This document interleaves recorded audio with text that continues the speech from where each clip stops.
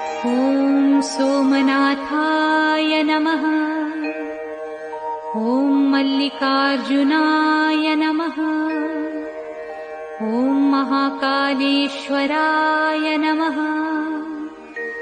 ॐ ओंकारेश्वराय नमः। ॐ वैद्यनाथाय नमः।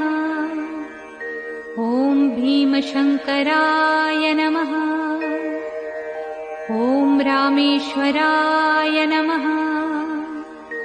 ॐ नागेश्वराय नमः। ॐ विश्वेश्वराय नमः।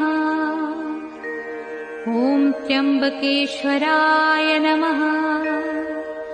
ॐ केदारेश्वराय नमः। ॐ भुस्मेश्वराय नमः।